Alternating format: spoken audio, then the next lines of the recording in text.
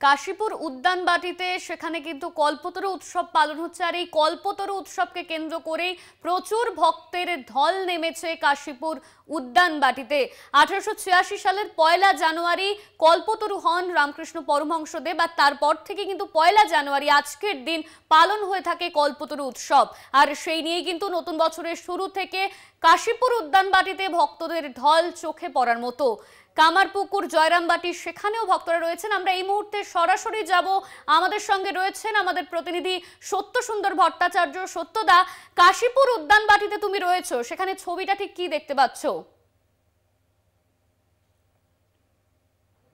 দেখো, ইংরেজি নতুন বছরের প্রথম দিন 1 জানুয়ারি, তার তো একটা আলাদা মাত্রা রয়েছে, কিন্তু তার পাশাপাশি এই দিনেই ঠাকুর শ্রী রামকৃষ্ণ পরমহংসদেব কল্পতরু হয়েছিলেন 1886-র 1 জানুয়ারি। তারপর থেকে 138 বছর আমরা যদি হিসেব করি, তাহলে সেই সময়কালের মধ্যেও কিন্তু আমরা দেখেছি প্রতি বছর ইংরেজি নতুন বছরের প্রথম দিন 1 জানুয়ারি বহু দূর দূর থেকে ভক্তরা আসেন কাশীপুর উদ্যানবাটিতে, যেখানে ঠাকুর রামকৃষ্ণ পরমহংসদেব কল্পতরু হয়েছিলেন। এবং এই কল্পতরু হলো তার গৃহী ভক্তদের উদ্দেশ্যে ঠাকুর শ্রী রামকৃষ্ণ পরমহংসদেবের আশীর্বাণী, যে আশীর্বাদ করি তোমাদের চৈতন্য হোক। অর্থাৎ যেখানে আমরা দেখছি বিভিন্ন জায়গা থেকে, বিশেষ করে বর্তমান সময়ে বিভেদের পথ নয়, ধর্মীয় সংকীর্ণতার ঊর্ধ্বে উঠে ধর্ম এবং সমাজকে কোথাও যেন এক সুতোয় বাঁধার একটা বীজ বপন করেছিলেন ঠাকুর শ্রী রামকৃষ্ণ পরমহংসদেব 1886-র 1 জানুয়ারি।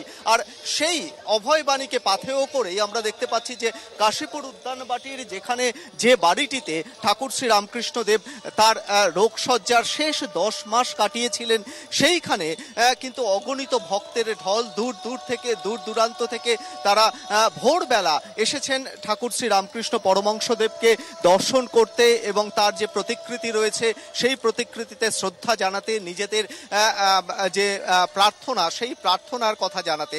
অর্থাৎ সব মিলিয়ে দূর দূরান্ত থেকে ভক্তদের ঢল রয়েছে। তাদের একটা 1 জানুয়ারি ইংরেজি নতুন বছরের প্রথম দিন, তাদের একটা আবেগ রয়েছে। এবং তার পাশাপাশি যে সমস্ত ভক্তরা আসছেন তাদের কাছে কিন্তু একটা চাওয়ার বিষয় রয়েছে। অর্থাৎ তারা বলছেন যে 1 জানুয়ারি ইংরেজি নতুন বছরের প্রথম দিন প্রত্যেক বাড়ি কি আসেন কাশীপুর উদ্যানবাটি?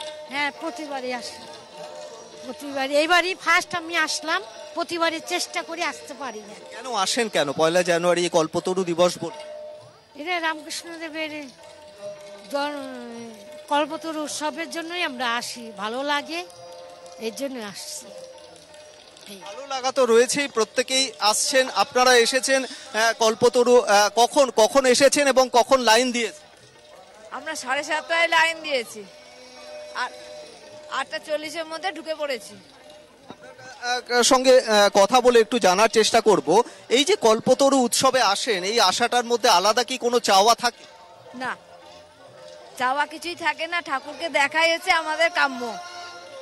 প্রার্থনা থাকে ঠাকুরের কাছে সবাইকে যেন ঠাকুর ভালো রাখে, এই আমাদের প্রার্থনা। সকলকে যেন ভালো রাখেন।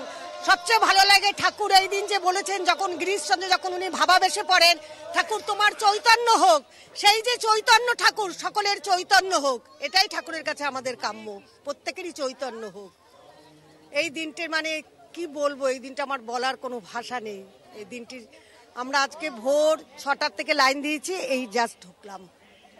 কোথা থেকে এসেছে? আমরা দমদম থেকে এসেছি।